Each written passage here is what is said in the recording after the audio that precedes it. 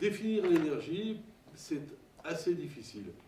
L'énergie, c'est la température, c'est encore pire. Quand on pense à l'énergie, dire qu'est-ce que la température, dit à un enfant de 6 ans, 8 ans, 10 ans, je vais t'expliquer ce que c'est que la température. Lui dire, bon, bah, ça c'est chaud, ça c'est froid, ça n'explique pas ce que c'est que la température. Et donc l'énergie, c'est un peu la même chose. Le troisième machin qui a été inventé au milieu du 19e siècle, c'est l'entropie. Alors l'entropie, c'est encore pire. On ne sait pas trop comment définir l'entropie. Alors c'est quoi l'entropie? Bah, c'est une formule, delta Q sur T. Ça, c'est du latin, c'est pipeté. Donc, ce que j'en ai compris, puisque j'enseigne la thermodynamique, je suis énergéticien des hautes températures, donc la physique a essayé de raccrocher ces concepts qui sont des concepts en fait assez difficiles à des choses connues, à des choses de la vie de tous les jours, et notamment la science de base pour la physique, à mon avis pour toutes les sciences, même la bio, c'est la mécanique. Et donc on peut tout rattacher à la mécanique. Et donc l'idée, c'est de définir l'énergie. On fera une petite incursion sur le transport, puisque qui dit énergie dit actuellement le prix du gasoil plus élevé que le litre de gasoil est plus cher que le litre de sans-plomb, alors qu'avant il était beaucoup moins cher. Donc on a le transport, l'énergie du transport. Les hommes politiques, dans des périodes de crise comme les nôtres, eh bien, ils vont de tout poil. Ah, la voiture qui consomme 1,1 litre, elle existe déjà, mais on ne veut pas la fabriquer. On va voir si c'est possible, si c'est des bêtises balancées par les hommes politiques, ou si c'est vrai. Je ferai un tour du côté des transports. Je vous montrerai, parce qu'on nous dit, oui, pour moins consommer d'essence, il faut rouler moins vite. On verra si c'est vrai, parce que, pour tout, savoir s'il vaut mieux se traîner avec des batteries dans sa voiture ou un petit réservoir d'essence qui n'est pas très lourd, hein, devant des batteries pour la même quantité d'énergie. On verra ça tout à l'heure. Et puis après, je parlerai de la chaleur. Alors l'énergie et la chaleur, c'est en fait la même chose, ce sont des joules. Et l'énergie sous forme de chaleur, on l'utilise pour se chauffer chez soi. Donc on nous dit qu'il faut isoler. Ouais, je veux bien, je vous montrerai un mur fait en isolant et un mur fait en métal très bon conducteur. Le profil de température dedans, c'est le même. Donc il y a autre chose qui est cachée derrière. Je finirai par l'isolation des maisons, la cuisson des choses aussi, parce qu'on utilise beaucoup, on n'y pense pas, mais l'énergie, c'est la base de la vie. Sans énergie, on ne peut rien faire cuire. Si on ne fait pas cuire, ben, je ne sais pas comment on va se nourrir. Manger de la viande crue et des pommes de terre pas cuites, c'est pas top. Donc tout ça, c'est de l'énergie. Et ça, je vous montrerai le temps de cuisson d'une dinde, parce qu'on se rapproche des fêtes de Noël. Alors je ne partirai pas avec une dinde, je partirai avec un exemple plus simple qu'on a dans un film, c'est Papy fait de la résistance, où les Allemands sont allés en Afrique et ont rapporté des œufs d'autruche, et ils s'amusent à manger des œufs d'autruche à la coque. Donc on fera le calcul de temps de cuisson d'un œuf d'autruche à la coque, avec les lois de la physique. Il suffit de transposer ça à la dinde. On sait faire cuire un œuf de poule, on apprend à faire cuire un œuf d'autruche. Un poulet, on en fait cuire un tous les dimanches. Une autruche, on ne va pas manger une autruche, on pourrait. C'est une grosse dinde. Donc passer du poulet à la dinde, on verra le temps de cuisson. Donc, j'ai quelques formules, parce que je me suis dit quand même, il y aura quelques étudiants, mais il n'y en a pas beaucoup. Donc, je vais mettre quelques formules quand même. Et donc, les grandes lignes, je vais fixer les grandes lignes du problème. Je suis allé fouiller dans les dictionnaires de physique et autres. Je parlerai des transports, le chauffage domestique, l'éclairage, puisque l'éclairage, on a changé nos lampes pour passer à des lampes à économie d'énergie. Et je parlerai à la fin de cuisine. Je vous donnerai quelques recettes. Non, je ne donnerai pas de recettes. Donc, dictionnaire sur les mots chaleur et énergie. Alors, vous allez voir que ce n'est pas clair. les académiciens, je ne sais pas ce qu'ils font, mais ils disent chaleur, c'est la température élevée de la matière. Ce qui veut, à mon avis, rien dire. C'est soit de la chaleur, soit de la température. Par rapport au corps humain, c'est-à-dire qu'en gros, on est chaud, on est à 37 degrés, et la chaleur, c'est la sensation produite par un corps chaud. La chaleur d'un fer rouge, voire brûlure. Ensuite, température de l'air qui donne à l'organisme une sensation de chaud. C'est ça la chaleur. Donc c'est assez flou. Vous dites ça à quelqu'un, imaginez de traduire même ça, traduire l'idée qui est donnée dans le dictionnaire. Alors j'ai laissé tomber la chaleur pour les animaux, les chats, les chiennes et autres. Il y avait une troisième définition, j'ai laissé tomber. Et donc, deuxième définition, c'est un phénomène physique qui se transmet et dont l'augmentation se traduit notamment par l'élévation de la température. Donc, en gros, moi, pipo. L'énergie, alors je suis allé voir, l'énergie, là c'est plus caractère d'un système matériel. Donc il faut un système matériel, ça veut dire que s'il n'y a rien, il n'y a pas d'énergie. C'est faux, l'énergie elle est partout, dans le vide spatial vous avez de l'énergie. Capable de produire du travail, c'est-à-dire que l'énergie c'est capable de fournir du travail. Les formes de l'énergie, alors là, c'est énergie mécanique, énergie électrique, énergie thermique, énergie chimique, énergie nucléaire, et bien sûr, énergie renouvelable, provenant de sources naturelles non épuisables. Le soleil, on sait qu'il s'étendra un jour, mais dans très longtemps, c'est-à-dire par rapport, sans doute, à l'organisme humain qui a une durée de vie limitée.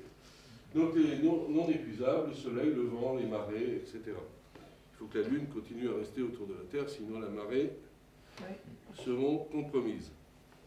Alors je suis allé voir dans un dictionnaire de physique. Et ce dictionnaire de physique, il donne c'est mieux. C'est pas d'académicien, là, mais enfin, si une académie des sciences, ils doivent donner ce genre de définition. Un dictionnaire de physique dit, en physique, l'énergie est une grandeur qui mesure la capacité d'un système à modifier un état. Donc un état, c'est, par exemple, je suis au repos, si je veux me mettre à bouger, je vais passer d'un état de repos à un état de mouvement, il me faut de l'énergie. Sinon, ça ne marchera pas. Ou à produire un travail entraînant un mouvement. Donc c'est lié au mouvement, cette énergie. Un rayonnement électromagnétique, c'est-à-dire que l'énergie, c'est capable de créer un rayonnement électromagnétique. Donc ça, c'est assez fondamental sur Terre, puisqu'on sait que ce qui réchauffe la Terre et ce qui nous envoie l'énergie pour que la vie, que le vent existe, pour que l'eau se mette à bouger, que les nuages existent, c'est le Soleil. Et le Soleil, c'est une source de rayonnement électromagnétique. Ou de la chaleur, c'est-à-dire que l'énergie, c'est soit du travail, soit de la lumière, des ondes électromagnétiques, le four micro-ondes, soit de la chaleur. Donc, cette définition, elle est pas mal. On va voir les trois choses. C'est-à-dire que le travail qui va entraîner le mouvement, ben, ça va être les bagnoles et les transports, savoir ce qu'il faut mettre dans le moteur pour pouvoir faire rouler la voiture. Le rayonnement électromagnétique, ben, c'est soit le four micro-ondes, soit la lumière qui éclaire, soit ben, ce qu'on appelle le corps noir, on verra ça après, ou la chaleur. La chaleur, elle est pas bien définie encore. Alors les unités, il y en a beaucoup, des unités d'énergie.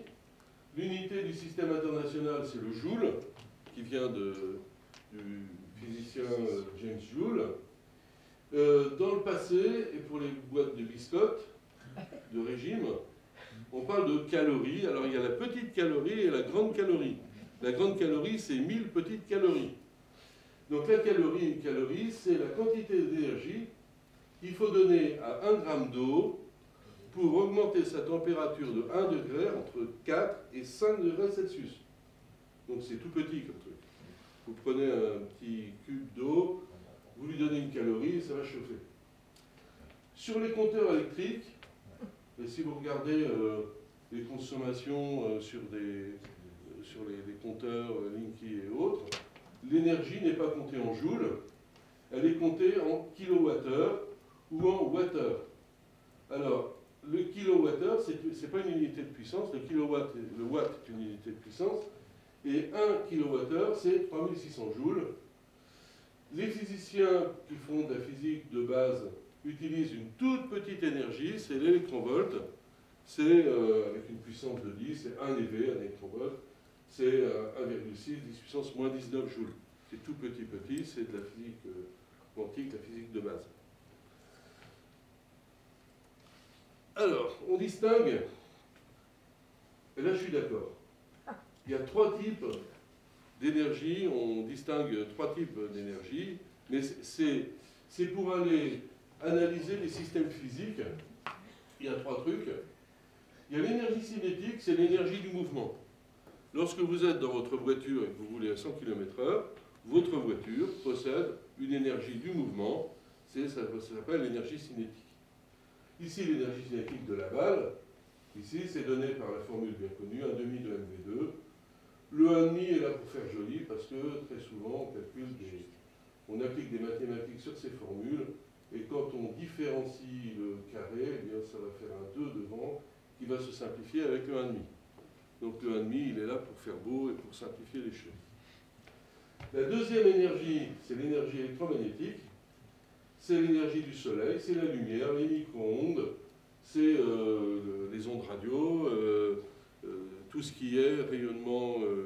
Actuellement, vous émettez de la lumière sous forme de rayonnement infrarouge autour de 10 micromètres.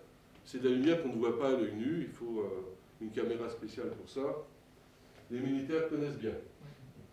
La troisième énergie, c'est l'énergie qu'on appelle l'énergie potentielle, qui regroupe toutes les énergies qui font appel à des forces entre particules. Donc si vous avez des molécules qui sont faites, par exemple du méthane, c'est du carbone avec de l'hydrogène, eh bien tout ça c'est lié. C'est lié par des forces d'origine physique, c'est des forces London et autres, des forces de covalence, électrostatiques et autres, et ces liaisons chimiques viennent de forces entre les particules, et ça donne ce qu'on appelle de l'énergie potentielle. L'énergie nucléaire, c'est un autre type de force qui est à plus courte portée, qui est beaucoup plus puissante, d'ailleurs. Et ces forces nucléaires, c'est ce qui donne la cohésion du noyau. Si vous cassez les noyaux en morceaux, vous allez récupérer de l'énergie. C'est de l'énergie potentielle. Entre la Terre et la Lune, entre la Terre et le Soleil, entre les planètes, vous avez de l'énergie de gravitation. Actuellement, on est collé sur Terre. C'est des forces de gravitation qui sont toujours là. Et ça donne de l'énergie potentielle, c'est-à-dire c'est l'énergie potentielle du poids. Si vous tombez de 4 mètres d'un étage, vous avez de l'énergie cinétique quand vous êtes sur le balcon. Là, vous allez passer le balcon, vous allez tomber. L'énergie potentielle va être transformée en énergie cinétique et vous allez vous écraser en bas. Donc cette énergie potentielle, ici, sert notamment de stockage de l'énergie intermittente. C'est soit des barrages, on peut pomper de l'eau quand on a des surplus d'énergie intermittente, on peut mettre de l'eau en hauteur et ça donne de l'énergie potentielle à l'eau, on peut la turbiner après. Ou bien alors, on peut fabriquer de l'hydrogène avec de l'énergie potentielle, l'énergie électrique. Ce sont des liaisons chimiques qui sont mises en jeu. Donc voilà les 3 types d'énergie avec lesquels on peut jouer. Là, ici, vous voyez le petit bonhomme, il se pose la question. Il y a l'énergie potentielle qui est stockée dans le rocher ici. Si le rocher tombe, eh bien, il va garder de l'énergie cinétique. Toute l'énergie potentielle qu'il avait entre ce point-là et ce point-là va se transformer en énergie cinétique et va écraser le petit bonhomme. C'est un homme préhistorique. Et la puissance dans tout ça, parce qu'on parle d'énergie et on parle aussi de puissance. Alors, la puissance, la définition est assez simple, parce qu'on vous parle de puissance du moteur, machin. La puissance, c'est une énergie divisée par une durée. C'est-à-dire que si je prends l'unité de la puissance, c'est l'énergie par unité de temps, c'est donné par le watt. Donc quand vous achetez une lampe qui fait une puissance de 100 watts, vous allez dissiper dans la lampe 100 joules chaque seconde. Alors il y a une unité qui est bien connue, c'est le cheval vapeur. Le cheval vapeur, c'est une unité qui a été développée. Alors il y a plusieurs définitions du cheval vapeur. Il y a le cheval vapeur impérial. Ça dépend des unités qu'on prend. Ça a été défini au XIXe siècle, lorsque les chevaux étaient l'unité de travail. Donc c'est la puissance développée par un cheval. Donc vous prenez un cheval qui soulève une masse de 75 kg, comme ça, sur une hauteur de 1 mètre en 1 seconde. Donc ça donne cette formule-là, et cette formule, c'est la masse soulevée, 75 kg. Alors, je ne sais pas pourquoi 75 kg, c'est comme ça. C'est peut-être un sac de farine ou un sac de blé. Ou... 1 mètre, bon, on voit ce que c'est. 1 seconde, c'est logique.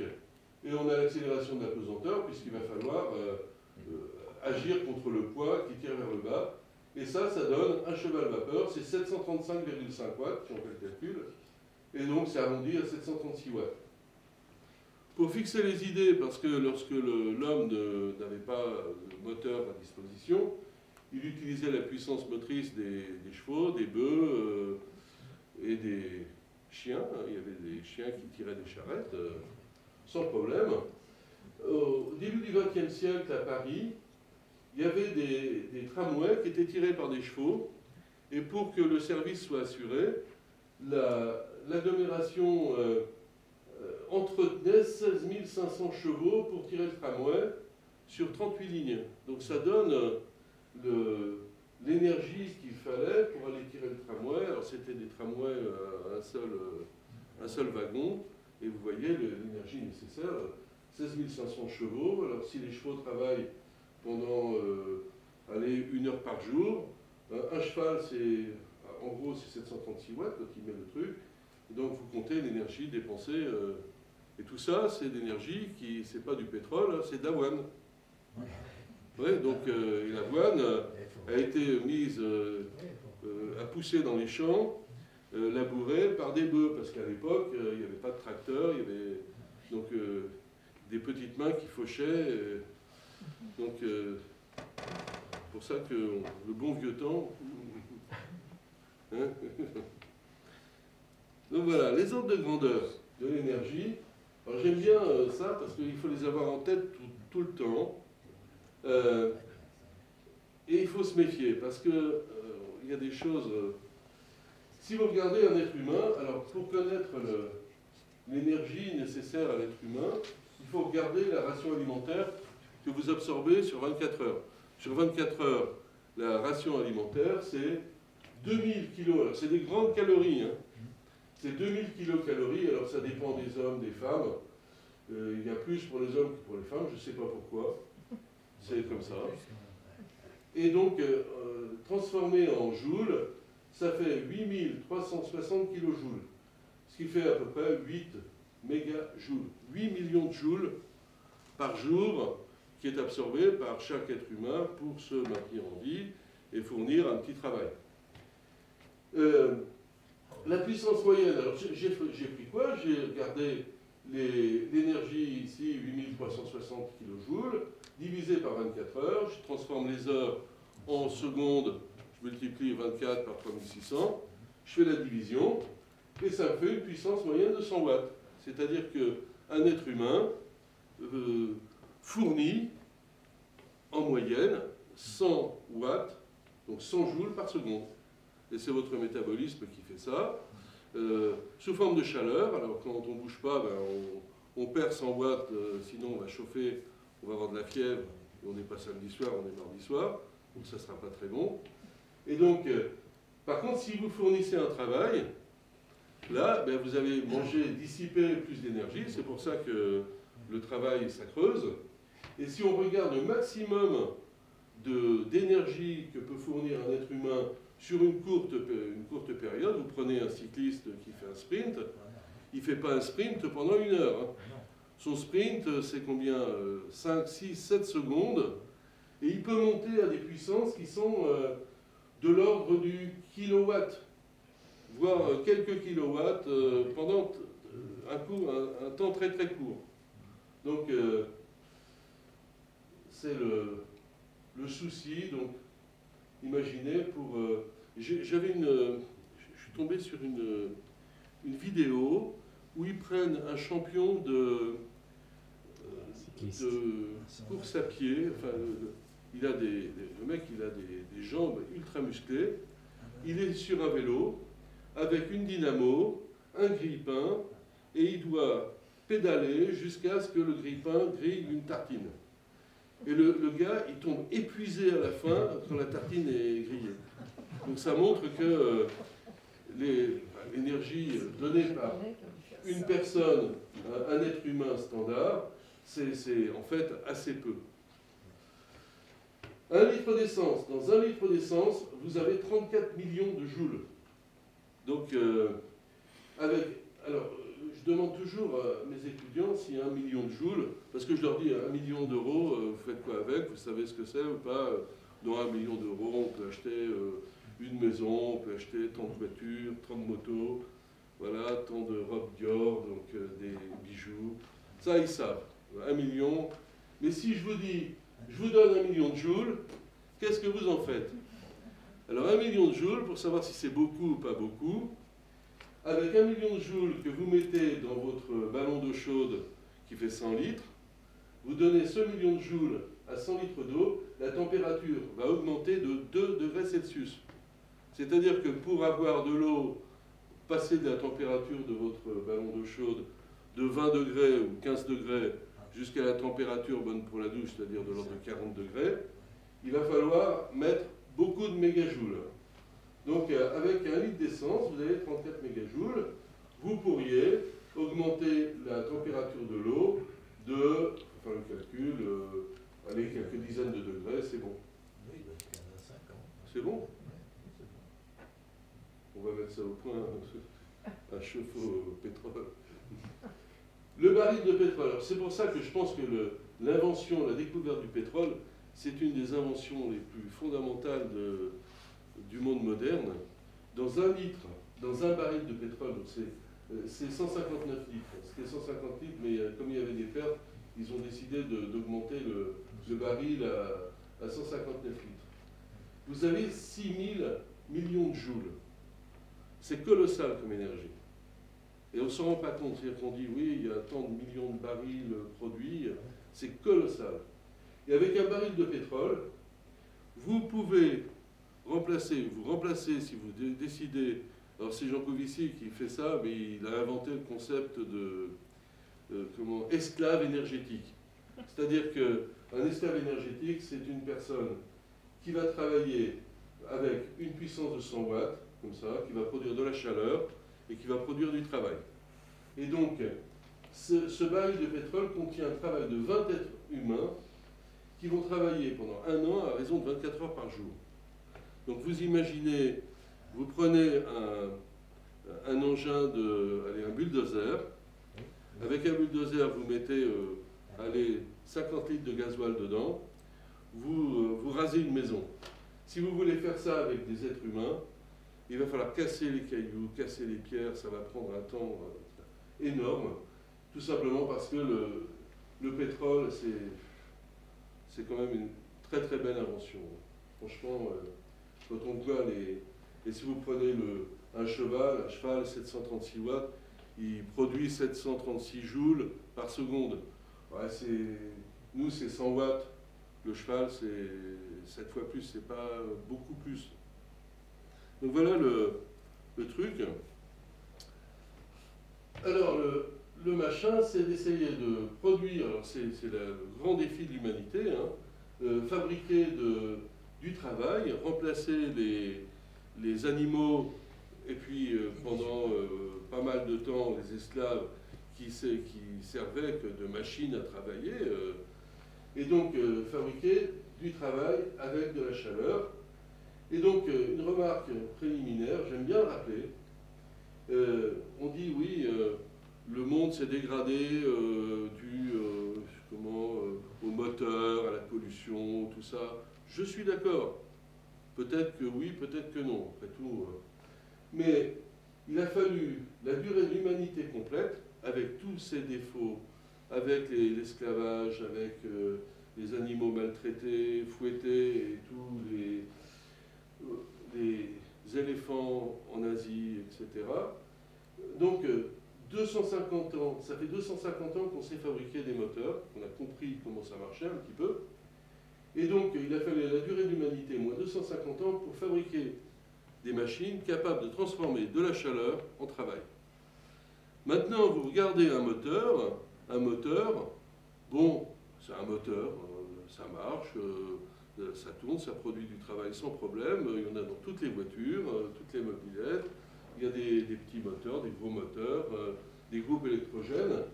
Et donc, ce défi-là, qui nous semble évident, n'a jamais été si évident que ça. Le premier moteur, alors le truc que j'aime bien dire, imaginez, vous vous frottez les mains, frottez-vous les mains, ça chauffe. Tout de suite, vous sentez que ça chauffe. Et imaginez vos mains perdent de la chaleur parce que vous leur faites faire du travail. Imaginez une machine qui, à partir du feu, donc le feu c'est en fait la chaleur, capable de produire du mouvement à partir du feu. En fait, une machine qui va vous faire bouger les mains toute seule. C'est ce grand défi qui a été possible. C'est la puissance motrice du feu, c'est les travaux de Carnot. Hein.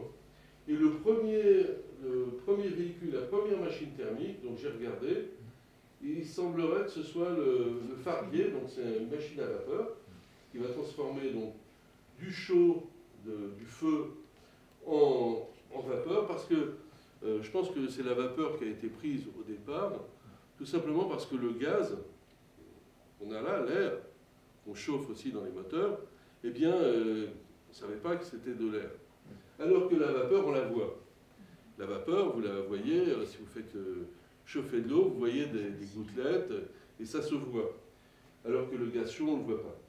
Et donc, la première machine thermique date de 1804, par là, 1780. Et donc, il a foncé dans un mur, et le truc a été détruit. Il y a des reproductions qui sont conservées dans certains musées parisiens.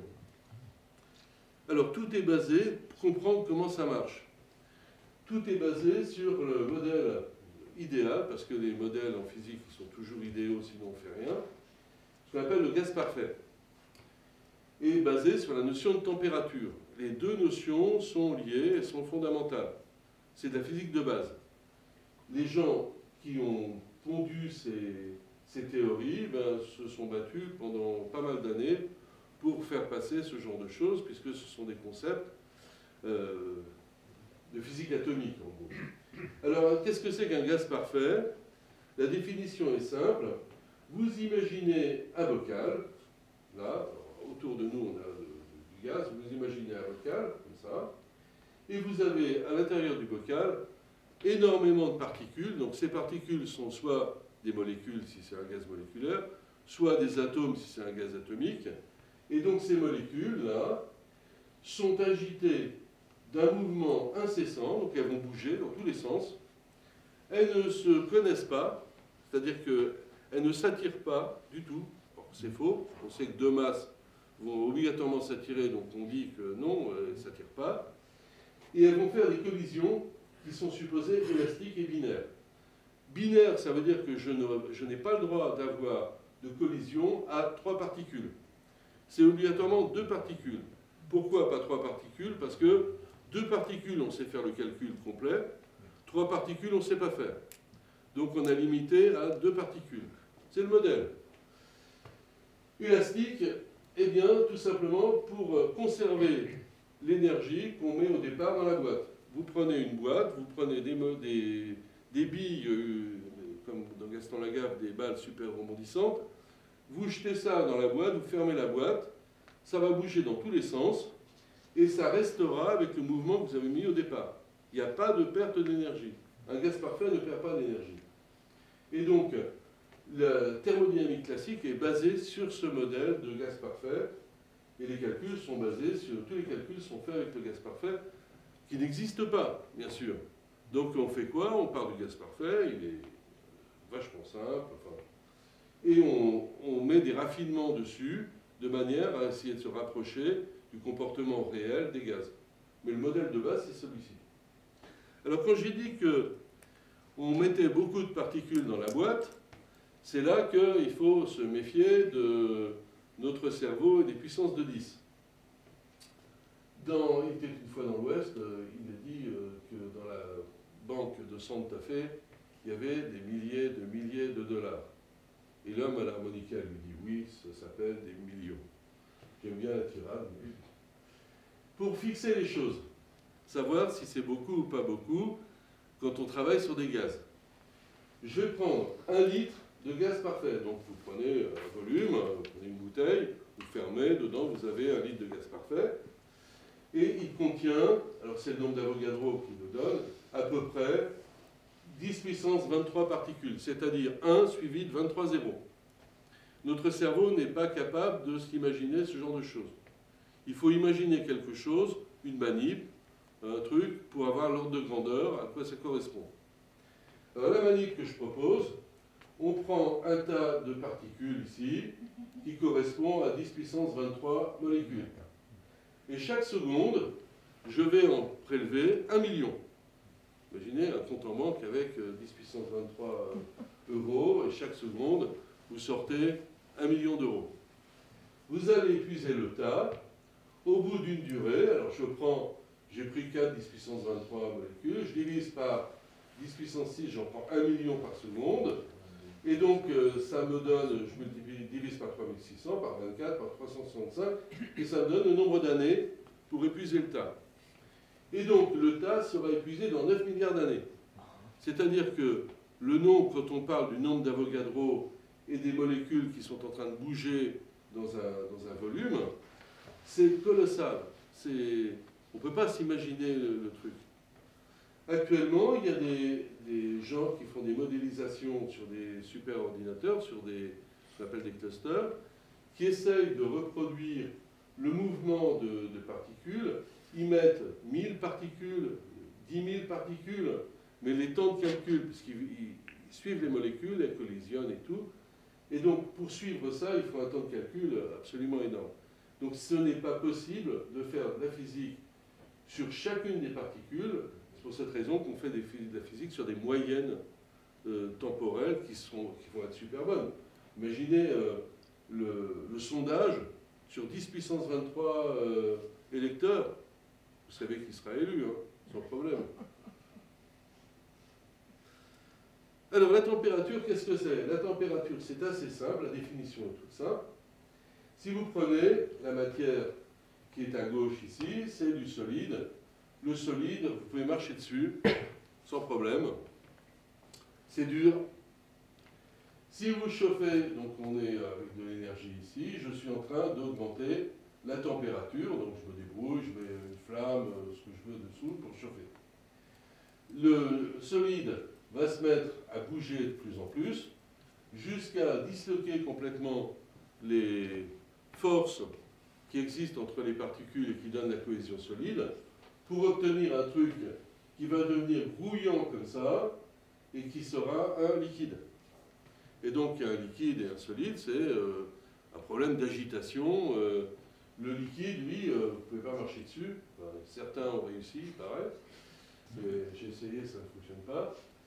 Et si vous continuez à augmenter l'énergie d'agitation de ce truc-là, du liquide, eh bien, vous allez disloquer complètement le liquide va se transformer en un gaz, et c'est le fameux gaz dont j'ai parlé tout à l'heure, c'est le gaz parfait, ici. Si on continue à chauffer, il va se passer quoi? Bien, ça va bousiller les structures internes des atomes et des molécules, les molécules vont se casser, les atomes vont libérer des électrons, la matière va se disloquer, on aura un gaz qui devient conducteur, ça s'appelle un plasma. Donc ici c'est froid, j'augmente la température, donc c'est ce qui se passe quand vous prenez de la glace, vous chauffez la glace, vous avez de l'eau, vous chauffez de l'eau, vous avez un gaz, c'est d'un gaz d'eau, c'est de la vapeur d'eau. Voilà le truc. Ok? Et donc l'échelle de température qu'on utilise, il y en a plein d'échelles de température, il y en a peut-être une quinzaine qui ont été inventées. Newton a inventé une échelle à lui, Réaumur une autre, avec des points qui étaient des points particuliers. notamment la température du sang de cheval, encore les chevaux qui servaient de référence. D'autres, c'était la température de l'alcool qui se transforme, de vapeur d'alcool en alcool à boire. Donc oui, c'était un point de référence. Mais il faut des points de référence un peu plus stables. Donc c'est ce qu'on appelle l'échelle absolue, c'est l'échelle Kelvin. À 0 Kelvin, il n'y a plus de mouvement possible. La matière s'arrête, il n'y a plus rien. Je ne sais pas si les électrons continuent à bouger. Peut-être que oui. Et donc, la relation qui permet de définir la température, c'est celle-ci. Elle dit que la valeur moyenne de l'énergie cinétique des particules, parce qu'elles ont du mouvement ici elles ont aussi du mouvement dans la flotte. Dans le solide, il faut voir que le solide, tant qu'il n'est pas à 0 Kelvin, les molécules, enfin les atomes qui sont dans le solide vibrent. Ça bouge dans tous les sens. Mais ça reste limité, le mouvement est limité. Plus le mouvement est grand, à la fin, ça bousille tout, et puis là, vous avez le gaz. Donc la définition est là, c'est 1,5 de mV2 égale 3,5 de kT. C'est gravé sur la tombe de Boltzmann. Il avait donné ça comme définition, c'est la définition actuelle de la température. Personne ne voulait le croire. Eh bien, il a mis fin à ses jours à cause de ça. Tout de même. Et c'est gravé sur sa tombe, donc, avec S égale K log de oméga. Les vitesses des particules dans le gaz. Il y en a beaucoup. Est-ce qu'elles vont vite, est-ce qu'elles vont pas vite? Parce que je vous ai dit qu'elles bougeaient dans tous les sens. Et ça, c'est ce qu'on appelle de la physique statistique. On fait le calcul, c'est assez simple à faire. Ce que j'ai fait, j'ai pris ici, donc c'est une probabilité d'avoir une vitesse donnée. Et ici, je mets la vitesse des particules. Je suis dans un gaz parfait, j'ai pris de l'azote. L'azote, c'est du diazote, c'est N2, c'est ce qu'il y a dans l'air. Il y a quasiment beaucoup d'azote et peu d'oxygène. Et beaucoup de CO2, quand même. Et donc, si on regarde les vitesses des particules, il n'y en a aucune qui sont au repos, donc interdiction d'avoir des molécules au repos. Au-dessus de 1500 mètres par seconde, là, j'en ai plus. Donc, et je suis à la température de 300 Kelvin. 300 Kelvin, c'est la température ambiante. Donc actuellement dans la pièce, nous avons surtout des molécules d'azote qui vont à peu près 450 mètres par seconde. Et on est bombardé par des molécules qui vont à 450 mètres par seconde tout le temps et qui viennent rebondir sur nous, qui tapent partout. Si je chauffe, alors je suis à 300 Kelvin ici, si j'augmente à 3000 Kelvin, je décale le maximum de vitesse qui était à 450 mètres, je passe à 1300 mètres par seconde, là, et là, l'énergie cinétique commence à devenir un peu méchante. C'est lorsque le gaz devient chaud, l'énergie cinétique est plus grande, et là, ça peut commencer à vous chatouiller, à vous brûler. Vous mettez la main dans un four à 100 degrés, vous allez voir que à 100 degrés, ça fait 400 K à peu près. 400 K, il y a des molécules qui sont énergétiques, qui vont vous chauffer les mains. Le truc, c'est que plus les molécules sont petites et plus les molécules sont légères, plus elles vont aller vite. C'est comme les voitures de course et les camions. Et donc, pour une même température, les petites molécules vont très très vite. Et donc, si vous prenez les molécules d'hydrogène, ici, qui sont des molécules assez petites, c'est les plus petites molécules diatomiques que l'on connaisse, ces molécules-là, à la température ambiante, elles vont à 1750 mètres par seconde. Donc, la courbe, elle serait comme ça, ici, et elles sont piquées très à droite.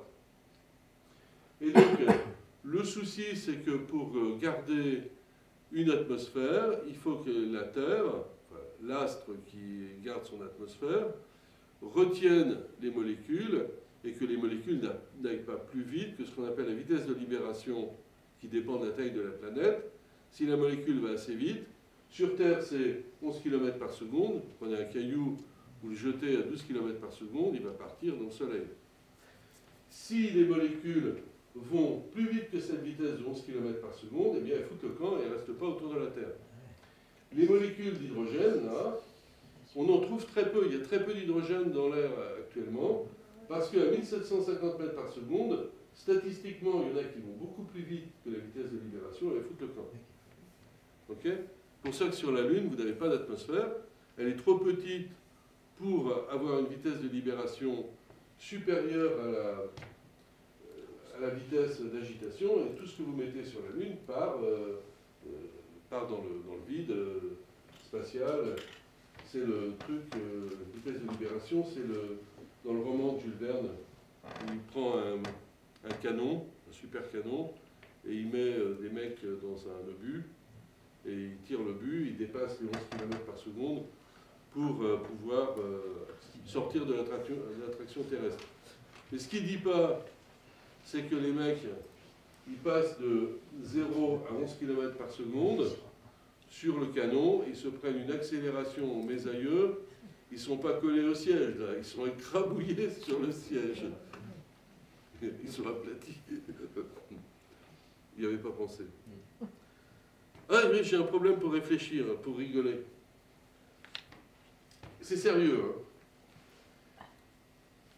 Je vais prendre, c'est une manip.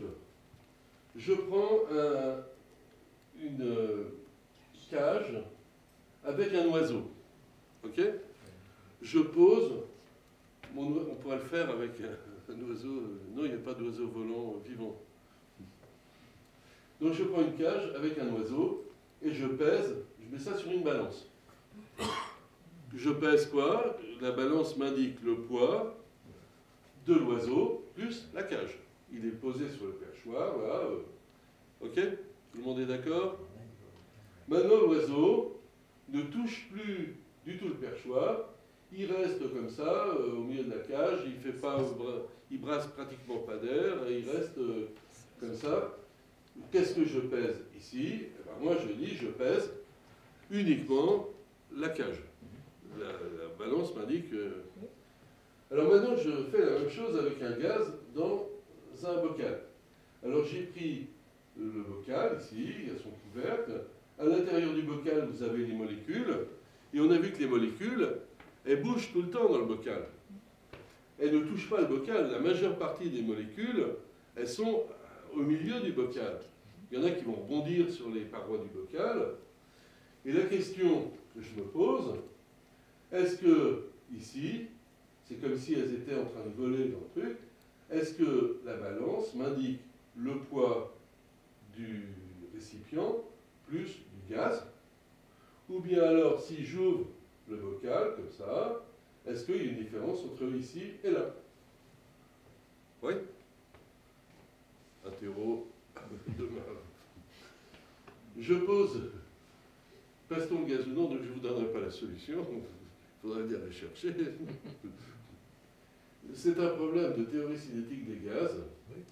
Ici, en fait, je ne dis pas tout. Lorsque vous avez ce bocal, là, est-ce qu'on pèse le gaz à l'intérieur? Oui. Si j'ouvre le bocal ici, alors il y a une chose, il ne faut pas oublier qu'autour, j'ai aussi de l'air. Il y a de l'air qui va venir taper dans tous les coins, et j'ai plus d'air en bas qu'en haut. Ça, c'est le problème de l'attraction terrestre. Ce qui fait que sur ce truc qui est fermé, il y a une force qui est dirigée vers le haut, qu'on appelle la poussée d'Archimède, et qui va venir ici. Il faudrait corriger ce qui est donné par la balance, là, alors qu'ici, je ne l'ai pas. J'ai juste le volume déplacé de l'air par le récipient, là, que j'ai dessiné exprès assez gros. Donc entre ici et là, vous n'avez aucune différence de pesée. Si je veux peser le gaz à l'intérieur, il faut que je prenne une pompe à vide, que je vide le gaz, et là j'aurai véritablement le poids du gaz à l'intérieur de la balance. Donc c'est un truc... Alors, je dis ça aux étudiants, ils ne me croient pas. Je leur dis, ben, faites la manip. 1 litre d'air pèse 1,3 g. Donc avec une balance normale, ça se détecte ultra facilement. Donc voilà le truc. C'est un article, il y a une controverse là-dessus, Les physiciens se battent là-dessus. Ils s'excitent pour pas grand-chose. On va venir au transport, le piston d'un moteur thermique. Alors, comprendre comment fonctionne un moteur. Donc, c'est un moteur à piston, là. Vous avez donc les différents temps, le moteur à 4 temps. Ce qu'il faut retenir, c'est que dans le piston, vous faites introduire un mélange d'air, donc c'est du gaz parfait. Souvenez-vous du nombre, un piston d'1 litre, vous faites rentrer un paquet de molécules dedans. Hein. Vous mettez un petit peu de vapeur d'essence dedans. Avec la bougie, vous allumez tout ça. Et puis le gaz va se chauffer. Donc chauffer, ça veut dire quoi? Il y a la combustion, c'est-à-dire que la chaleur de la flamme, ce n'est rien d'autre que des gaz brûlés qui sortent avec une haute vitesse de la flamme. C'est ça une flamme. Quand vous avez une flamme, vous voyez la flamme, qu'est-ce que c'est? Ce sont des gaz qui viennent de la combustion, donc qui viennent avec de l'énergie cinétique en plus. C'est pour ça que c'est chaud. Et donc ici, vous avez des gaz qui sont très chauds, alors que là, il est froid. Les gaz sont très chauds, ils vont beaucoup plus vite. On chauffe, donc ça va beaucoup plus vite. Lorsque les molécules tapent sur le piston, qui est la seule partie mobile, là, eh bien, ça va donner une force de pression, ça va taper dessus et pousser le piston, et c'est ce qu'on appelle le travail. C'est-à-dire que ce sont les chocs sur le piston qui donnent le travail. Il se passe la même chose pour les éoliennes. Lorsque vous avez la machine et le vent qui poussent dessous, ce sont les molécules d'air qui viennent taper sur l'éolienne, qui la mettent en mouvement. Et donc, le moteur thermique fonctionne de cette façon-là. Donc en fait, la chaleur dont je parlais tout à l'heure, c'est l'énergie cinétique des molécules qui sont plus chaudes ici et qui vont pousser sur le piston. Donc elles vont perdre cette chaleur en donnant du mouvement au piston. Voilà le truc. Le problème, c'est que vous voyez, ici, ça se voit pas bien, ici les molécules qui sont chaudes, il y en a plein qui vont taper sur les parois de tous les côtés. Elles ne vont pas toutes taper sur le piston. C'est-à-dire qu'au lieu de rebondir sur le piston et de le pousser, il y en a qui vont aller sur les côtés et qui vont chauffer les côtés. Tout ce qui part ici en choc sur les côtés, eh bien, ne participe pas au déplacement du piston. Donc tout ça, c'est de l'énergie foutue, perdue. Et c'est là que se cache le deuxième principe de la thermodynamique, qui est un principe bizarre. C'est un drôle de principe, ce truc. Il dit, alors, l'énoncé le plus beau, je trouve, se dit « La chaleur ne passe pas spontanément d'un corps froid vers un corps chaud ». Voilà la définition du deuxième principe. C'est-à-dire que si vous avez de l'eau froide, de l'eau chaude, vous avez un compartiment avec de l'eau froide, de l'eau chaude, vous les mettez en contact, vous n'aurez pas de l'eau plus froide avec de l'eau plus chaude, vous aurez obligatoirement de l'eau chaude qui se refroidit et de l'eau froide qui se réchauffe. C'est ça le deuxième principe. Faites des maths avec ça après. Et donc, pour avoir du travail, il dit qu'il faut 2 sources de chaleur à température différente. S'il n'y a pas 2 sources pour échanger, le moteur ne fonctionnera pas.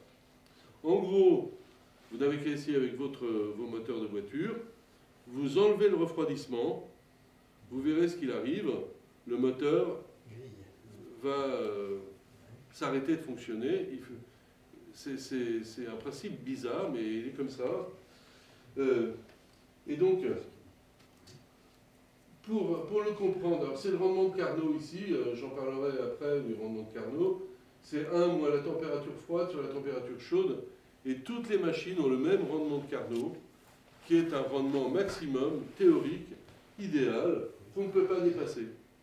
Et donc, vous pouvez regarder votre rendement de Carnot, vous êtes une machine thermique, vous produisez du travail à l'extérieur, la température froide, c'est la température que vous avez dans le milieu où vous êtes, 20 degrés. Température chaude, c'est les 37 degrés que vous avez, et vous calculez votre rendement, ça fera 1 moins. Donc il faut mettre les températures non pas en degrés Celsius mais en Kelvin. Donc il faut rajouter 273 à chacune. Et vous avez un rendement de quelques pourcents, pas plus. Le rendement de la machine thermique humaine n'est pas top. Pour comprendre ce principe, il faut introduire l'entropie. Et l'entropie, c'est une mesure du désordre de quelque chose. Alors, il y a la plus belle augmentation d'entropie que je vois, c'est pendant les soldes. J'attends ma femme devant le truc, elle me dit « Attends, je vais aller voir, acheter, je sais pas, chez Pinky ou je sais pas quoi. » Et donc, au début des soldes, les dames ne sont pas encore rentrées, parce qu'il y a surtout des dames et des jeunes femmes. Si. Et donc, il y a des bacs qui sont bien rangés, avec les trucs bien pliés, les couleurs. Et donc, je les regardais, donc, au début, c'est bien rangé. Il y a une ou deux personnes qui sont là pour tout replier, pour remettre de l'ordre dedans. Et donc, alors je les regarde faire, et puis, au bout d'un certain temps, ben, hop, elles prennent, elles déplient, puis elles posent à côté. Et donc, à la fin, on ne peut pas faire plus bordélique que ce qui est dans le bac. Donc, l'entropie est devenue, le désordre est devenu maximum, on ne peut pas faire pire. Donc, c'est le maximum d'entropie. C'est une théorie d'information. Il se passe la même chose quand vous faites des photocopies, de photocopies, de photocopies, de photocopies. À la fin, vous avez une feuille qui, normalement, devient grise. Même si la photocopieuse est de très bonne qualité. On avait ça, à mon époque, mais peut-être à la vôtre aussi, quand on s'amusait à dupliquer des cassettes audio. Il y avait la cassette audio qui était recopiée par le copain, et à la fin, le souffle augmente, augmente, augmente, et à la fin, l'information est complètement dégradée. C'est ça, le second principe est caché là. C'est pour cette raison que nous vieillissons, parce que notre entropie augmente, le désordre, la reproductibilité des cellules et autres fait qu'on ne peut que dégrader l'information. Terrible. Et donc, à la fin, en fait, l'entropie, il est caché dans la chaleur. La chaleur, c'est une forme dégradée d'énergie. Alors, pour s'en convaincre, j'ai pris la navette spatiale en train de rentrer, quand elle rentrait, la navette américaine. Lorsque la navette est autour de la Terre, elle allait à 8 km par seconde. Donc, elle pèse 100 tonnes. Imaginez une masse de 100 tonnes qui tourne autour de la Terre. Ça fait du 30 000 km/h. Elle est en orbite autour de la Terre. Elle a uniquement d'énergie cinétique. Elle frotte sur rien. Cette énergie cinétique-là est unique, parfaitement ordonnée. Toutes les molécules de la navette vont dans la même direction. C'est parfaitement ordonné. C'est le bac en début d'ouverture des soldes. Lorsque la navette rentre sur Terre, elle doit freiner. Elle freine comment? Elle va freiner par frottement sur l'atmosphère. Et dessous, le bouclier thermique va chauffer. Et ce qui va se passer, c'est que toute l'énergie cinétique qu'elle avait au départ va passer en chauffage de l'air ambiant, qui va se dissiper partout. Et à la fin, vous avez quoi? Une navette qui est avec une vitesse nulle sur Terre. Et toute l'énergie qui était là est passée dans des agitations thermiques de toutes les molécules qui sont venues taper sur le bouclier. Et donc, si vous voulez récupérer cette chaleur, eh bien, il faudra bosser, il faudra replier beaucoup. Ok? Donc voilà, le second principe est caché là. Alors on va venir à la consommation au transport, consommation minimum d'une voiture. Alors c'est assez simple, hein, il faut regarder ce qu'on appelle la traînée aérodynamique. Alors je vais prendre, alors c'est des problèmes ça, qui sont traités, ça s'appelle un problème de Fermi, c'est-à-dire avec peu de données, on arrive à fournir quelque chose qui tient un peu la route. Donc je me demande, une voiture va consommer combien au minimum? Je me dis qu'au minimum, il y a des frottements solides, il y a des frottements, les pistons frottent quand même s'il y a de l'huile dedans, ça frotte. Donc il y a de l'énergie qui est dissipée sous forme de frottement. Et je me dis qu'au minimum, il faut lutter contre la résistance de l'air. Si vous roulez à 90 km/h, vous n'avez qu'à mettre la main à la portière, ça frotte, hein. Il y a une force qui pousse sur votre main. Cette force, elle est donnée par une formule qu'on appelle la traînée aérodynamique ici. C'est 1,5, toujours le fameux 1,5 hein, qui est là pour faire beau. La masse volumique de l'air, donc des kilogrammes par mètre cube, c'est 1,3. Le CX, alors le CX, c'est un coefficient, qu'on appelle le coefficient de traînée, qui va dépendre de la forme de la voiture. Plus la voiture est bien profilée, donc si c'est une voiture fusée, le CX sera petit. Et si vous avez une bagnole début du siècle, là, le CX sera un peu dégueulasse.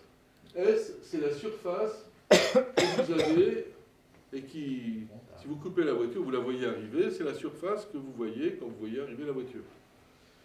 V, c'est la vitesse qu'on met au carré. Et donc, j'ai pris une voiture S égale 2 mètres carrés, c'est pas une grosse voiture. Hein. 2 mètres carrés, c'est, je vois, bon. J'ai pris le CX de 0,5 puisqu'il est compris entre 0 et 1. Je me suis dit, allez, je tape au milieu, ici. Et ça me donne une force de 406 newtons. C'est l'unité de force. Alors ça me fait l'équivalent d'un poids de 40 kg.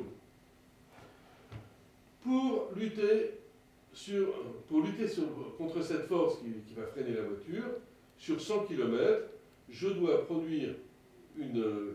dépenser une énergie qui va être donnée par la force multipliée par le déplacement. Ça, c'est la physique de base. Ce qui me donne une énergie de 40 millions de joules pour 100 km. 1 litre d'essence, il y a 32 millions de joules par litre. C'est ce qu'on a vu tout à l'heure. Ça fait 1,3 litre. Mais moi, je n'oublie pas que j'ai le second principe de la thermodynamique. Les rendements ne sont jamais de 100%, ils sont à tout casser de 50%. Et un moteur de voiture, ça serait plutôt 20%. Donc j'ai pris 50% là, et je me dis, ben, ce n'est pas 1,3 litre qu'il faut, il faudra 2 fois plus, c'est-à-dire 2,6 litres sur 100 km. Donc quand on vous parlera d'une voiture qui est de taille normale et qui va à 90 km/h et qui consomme 1 litre au 100, n'achetez pas. Sûr. Et entre 90 et 130, parce que sur l'autoroute, on nous dit, attention, il y a la pollution, parce que ça produit encore plus de CO2. Lorsque je suis à 90, à 25 mètres secondes, on a vu qu'il fallait 2,6 litres. Si je passe à 130, il me faut 4 litres au 100 km, au minimum. Hein. Okay. Et il y a un facteur 1,5 pour passer de 90 à 130, uniquement le frottement sur l'air. Et il y a les autres frottements qui augmentent aussi avec la vitesse. Plus le moteur va vite, les pistons vont vite, plus les forces de frottement augmentent, donc il faut tenir compte de ça. Les camping-cars, lui, la surface du camping-car, elle est beaucoup plus grande, c'est pas 2 mètres carrés. Donc le camping-car, c'est pour ça qu'ils ne roulent pas vite, les camping-caristes. Ouais, ils prennent peu l'autoroute. Donc attention à la consommation des choses. Alors un truc rigolo, quand on double, imaginez que vous êtes sur l'autoroute, et puis il y a quelqu'un qui est devant vous, ça, il traîne un peu, et vous décidez de le doubler. Et donc, vous allez dire, mais je vais consommer un peu plus d'essence en passant de telle vitesse à l'autre vitesse. Alors, le calcul est là. Je décide, j'ai une bagnole de masse M, ici, et je suis sur l'autoroute, et je veux passer de la vitesse V0 à la vitesse V1, qui est V0 plus une variation de vitesse. Je passe de 100 à 130. L'énergie cinétique va passer de 1,5 de mV0 carré à E1, 1,5 de mV1 carré. Alors E1, mon énergie cinétique de haute vitesse, je l'écris 1,5 de mV0 plus la variation de vitesse au carré. Et puis là, je prends la formule du collège, là, A plus B au carré, A2 plus 2AB plus B2, et je me retrouve avec une énergie cinétique qui est 1,5 de mV0 carré, c'est celle que j'avais au départ. J'ai un delta V carré qui va être ici, qui est ma variation de vitesse, et je me retrouve avec un terme ici, multiplié par 1,5 de m, ce truc-là, ça me fait la masse de la bagnole, la vitesse de départ et la variation de vitesse, qui fait intervenir la masse de la voiture et la vitesse V0 de départ. Ça veut dire que plus je vais vite, si je dois passer d'une vitesse donnée à une vitesse plus grande, plus la vitesse de départ est grande, plus je dois dépenser d'essence pour augmenter ma vitesse. Et ça, c'est d'autant pire que la masse de la voiture est grande. Donc plus la voiture est massive et plus la vitesse de départ est grande, plus la consommation augmente. Donc je pense à la voiture de M. Tesla, celle qui permet d'avoir une autonomie de 500 km électrique, dans lequel il y a 600 kg de batterie. Donc imaginez les 600 kg de batterie dans la voiture, elle doit peser 2 tonnes 7 ou 3 tonnes, et vous passez d'une, que ce soit d'énergie cinétique donnée par les moteurs électriques, batteries électriques, moteur électrique ou moteur à essence, il n'y a pas grande différence, c'est toujours de l'énergie, des joules. Et donc, ce truc-là, bon, pour cette raison que je pense que l'avenir, ce seront les petites voitures, type voiturette, les amis, les petites, là, les plus petites, oui, oui. Non, les amis pour le covoiturage. Donc, avec peu de données, on peut faire pas mal de choses. Alors maintenant, on va aller chez vous, bien chauffé, éclairé. Et donc, on va s'intéresser uniquement à la chaleur. Alors, pour voir ce que c'est que la chaleur et comment ça se comporte, la chaleur se comporte comme un fluide. C'est-à-dire qu'il y a des écoulements de chaleur, la chaleur passe d'un endroit à l'autre, comme si c'était la mécanique des fluides. Et on a 3 modes, on coupe les choses en 3 trucs, 3 modes d'écoulement de la chaleur. Alors là, c'est un petit déjeuner. Donc si vous faites un petit déjeuner, vous allez avoir du café chaud que vous mettez dans une tasse. La tasse, ici, au départ, est à la température de la cuisine, si vous prenez le petit déj dans la cuisine.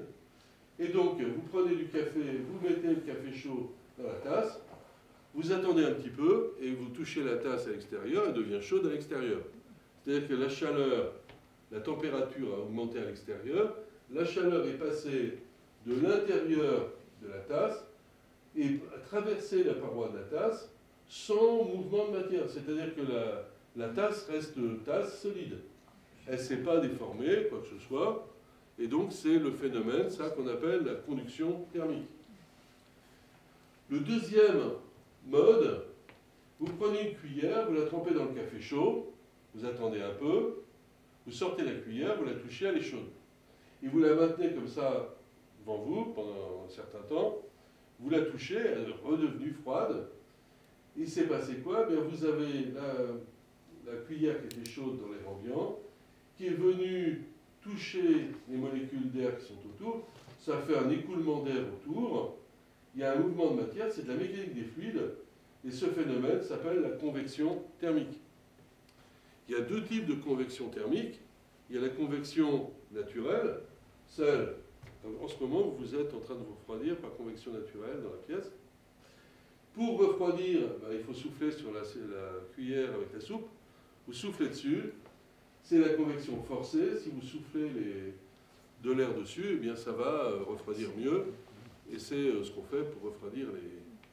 C'est ce qui se passe dans vos voitures. Lorsque vous avez le truc devant, ça s'appelle comment le truc devant? Ventilateur. Le radiateur. En fait, ce n'est pas un radiateur que vous avez.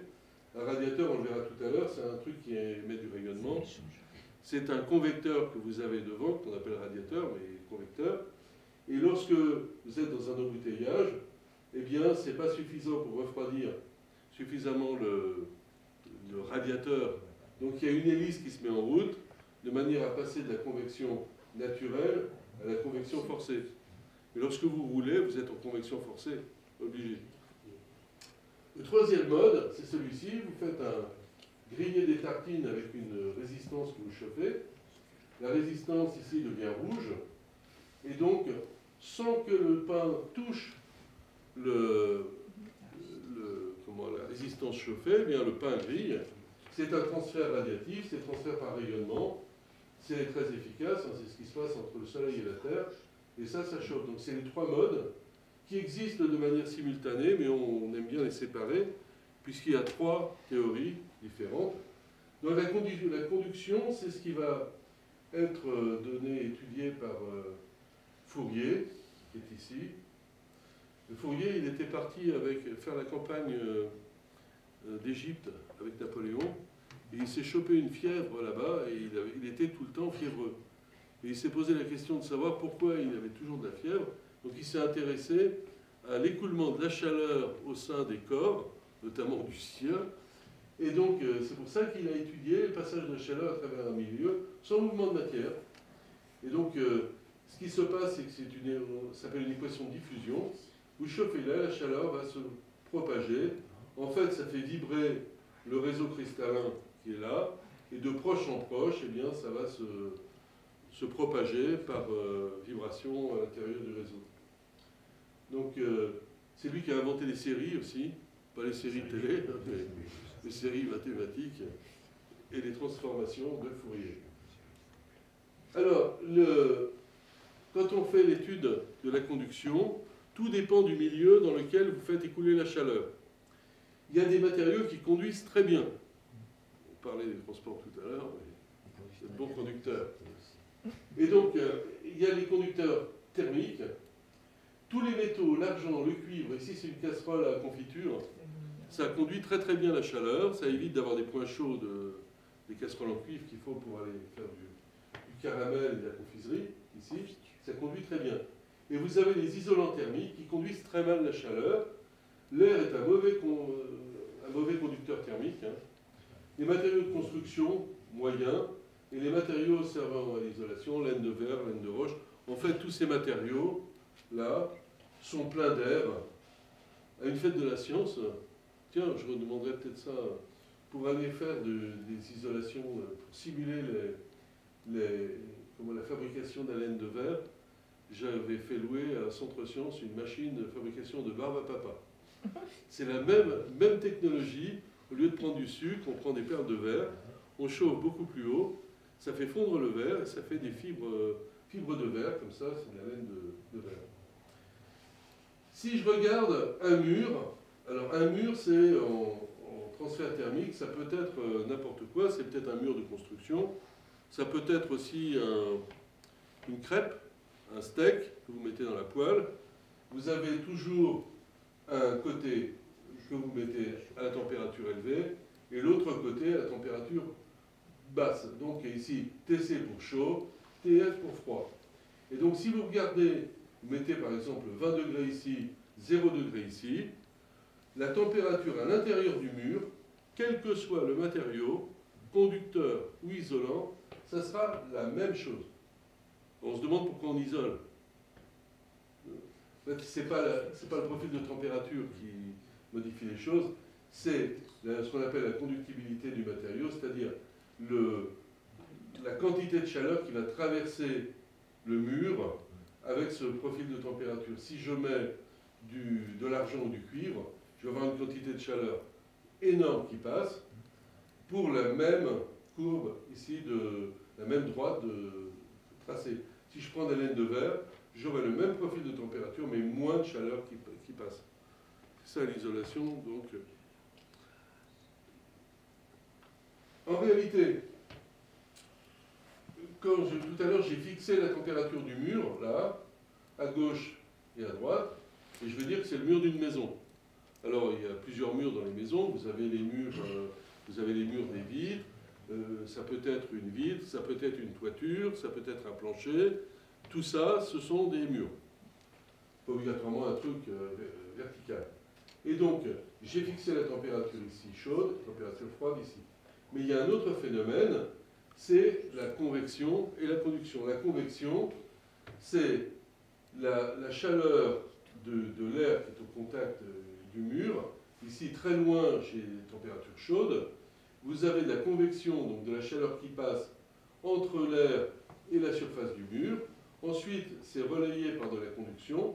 Et ensuite, j'ai reconvection pour aller vers la température froide.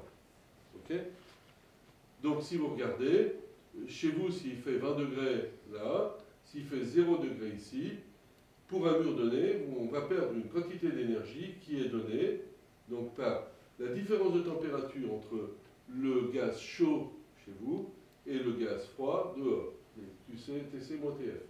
C'est proportionnel à ça. C'est ce que vous allez payer à EDF, ou payer en gaz, ou payer en gasoil, ou payer en pellet de bois. Si je diminue la température TC, ici, de 1 degré Celsius, imaginez que je passe de 20 degrés à 19, comme on nous ennuie dans les administrations. Est-ce qu'on gagne beaucoup? Alors, je suppose que dehors, il fait 0. Lorsque je suis à 19, la quantité de chaleur que je perds va être proportionnelle à cette différence de température. C'est-à-dire que je vais avoir 19 degrés moins 0. Si je mets 20 degrés dans la pièce, je perds une quantité de chaleur qui est 20 moins 0. Q19 sur Q20, je fais le rapport de ça sur ça, c'est 0,95. C'est-à-dire que je gagne 5% en baissant de 1 degré. Alors c'est pas mal quand même, mais ça va dépendre du coût. Parce que si on dit, ouais, vous allez baisser de 1 degré, ça va baisser votre consommation de 5%, 5% de je sais pas combien, puisque je sais même pas combien j'ai de kilowattheure chez moi. Vous non plus. Ce qu'on connaît, c'est la facture. Ouais. Donc ici, 5% c'est beaucoup, surtout si le kilowattheure augmente. Donc c'est à ce niveau-là qu'il faut voir les choses. Ok? Donc ça doit marcher normalement. Mais si vous baissez plus, vous allez gagner plus. Transfert radiatif. Donc ça c'est... j'aime bien les transferts radiatifs, c'est de la physique de base. C'est sans doute une des plus belles théories physiques. C'est ce qui a permis de passer de la physique ancienne à la physique moderne, à la physique quantique, à la physique des lasers, à la physique... Du prix Nobel. Oui, la physique du prix Nobel. la physique, oui, du prix Nobel. Et donc, c'est Max Planck qui a dépatouillé les choses. Les physiciens s'arrachaient les cheveux, ne comprenaient pas pourquoi un matériau chauffé pouvait émettre de la lumière. Les ampoules à incandescence, on sait comment ça marche. Pourquoi est-ce qu'un morceau de charbon émet de la lumière rouge? C'est quelque chose qui les a ennuyés pendant des années. Et donc, tout est basé sur ce qu'on appelle le modèle du corps noir. Alors, c'est Max Planck qui a fait ça. Il est mort en 1947. Son fils, le fils de Max Planck, faisait partie d'un complot pour buter Hitler. Et il s'est fait attraper et il a été buté pour ça. Donc, le corps noir, la définition du corps noir, c'est un corps quelconque qui absorbe la totalité du rayonnement qu'il reçoit. C'est-à-dire que le seul corps noir de bonne qualité qu'on connaisse, c'est le Soleil. Donc de dire que le Soleil est un corps noir, vous allez le dire, un peu bizarre, il est bien brillant, et c'est la définition du corps noir. Vous envoyez de la lumière dans le Soleil, il va absorber tout ce qu'il reçoit, il absorbe. Et le truc s'était fait, les expériences étaient faites au XIXe siècle avec de la lumière du Soleil, c'est-à-dire qu'un truc qui absorbait le rayonnement solaire était considéré comme un truc noir. Par exemple, si vous prenez un pull noir que vous mettez au soleil, pourquoi est-ce qu'il est noir? Parce que la lumière du soleil est absorbée par le pull noir, il n'y a pas de lumière qui part du pull noir vers vos yeux. Donc ça vous semble noir. C'est pour ça que ça s'appelle corps noir pour ça. Et si vous regardez une habitation avec des volets, ou enfin, des fenêtres, même s'il fait jour, vous regardez, vous voyez de loin, l'intérieur d'un appartement qui a des fenêtres fermées, vous verrez que les fenêtres vous paraissent noires. Tout simplement parce qu'il y a peu de lumière qui vient de l'intérieur de l'appartement vers vos yeux. Vos yeux, si vous regardez votre camarade, la personne qui est à gauche, vos yeux sont pleins de lumière, ils reçoivent de la lumière, vos yeux. Mais lorsque vous regardez la pupille de quelqu'un, elle semble être noire. Parce qu'il y a peu de lumière qui part de l'intérieur de l'œil vers vos yeux. Donc c'est un corps noir. Ok? Donc, actuellement, un corps noir, c'est un four. Donc, on ne peut pas faire des fours au-delà de 1400, 1500 degrés Celsius, sinon après ça fond. Donc un corps noir, c'est en fait un four qui est très bien régulé en température. Ça coûte très cher pour ça, mais vous avez, pour faire cuire la dinde, à Noël, c'est un corps noir, vous prenez. Ok? Donc le modèle du corps noir, moi je vous mets la formule parce qu'elle est vraiment très très belle. C'est la loi de Planck. Ça permet d'expliquer pas mal de choses. Ce que j'aime de cette loi, c'est ça. C'est ce qu'on appelle l'imittance spectrale du corps noir, c'est des nombres de watts par mètre carré, par intervalle de longueur d'onde. Et le truc qui est rigolo, c'est le -1 qui est ici. Ce -1, il cache un truc, c'est l'effet laser. Et en 1905, Einstein a travaillé sur en 1910, il a travaillé sur cette loi, ici, la loi de Planck, ça s'appelle la loi de Planck, et pour expliquer le -1, parce que c'est pas normal qu'il y ait un -1, mais ça colle avec la réalité, il a introduit ce qu'on appelle l'émission stimulée, et l'émission stimulée, c'est l'effet laser. Donc en 1910, on savait qu'il y avait cet effet-là, et il a fallu attendre les années 1960 pour fabriquer en vrai, technologiquement, un laser. Le premier laser à gaz a été fabriqué après, mais c'est ce phénomène-là. Donc le -1 cache le laser. C'est anecdotique, c'est rigolo. Alors le modèle du corps noir, le voilà. J'ai donné, donc ici vous avez la longueur d'onde en nanomètres et la température du corps noir, et ça donne la puissance que vous avez quand vous faites varier la température d'un corps noir. Alors ici, ça c'est la théorie classique qui ne marchait pas. Je pars de 5000 Kelvin. 5000 Kelvin, c'est très chaud quand même. Il n'y a rien qui tient 5000 Kelvin. C'est plus chaud qu'une flamme oxyacétylénique. Et donc vous voyez que entre 0, donc ça c'est la longueur d'onde, et la longueur d'onde peut être interprétée en termes de couleur, mais uniquement dans la zone visible. La zone visible, elle est comprise entre 400 nanomètres, ici c'est le violet, et 700 nanomètres. 800, tu as des yeux de chat. 800 nanomètres, c'est 700 à peu près. Ok? Et donc vous voyez que plus on chauffe, plus la courbe, donc c'est la courbe rouge à 3000 Kelvin, donc ça c'est chaud, 4000, 5000, et on voit que le maximum, il se déplace. Il se déplace vers la gauche, ici. Le rouge, il est à droite, et le violet est à gauche. Ok? Lorsque vous avez des choses très chaudes, elles vous sembleront très blanches. Dedans, il y aura toutes les couleurs de l'arc-en-ciel, ce qui vous donnera un spectre, une couleur blanche. Si c'est très très très très chaud, ça vous semblera bleu. C'est pour ça que quand vous regardez le ciel avec les étoiles l'été, vous avez des étoiles qui vous semblent être bleues. Les étoiles qui sont bleues sont les étoiles qui sont les plus chaudes. Le maximum que vous avez émis par l'étoile, eh bien, c'est du côté 500 nanomètres, le 400 est par là. Et après, vous ne les voyez plus, les étoiles. Elles émettent dans l'UV ou dans les rayons X.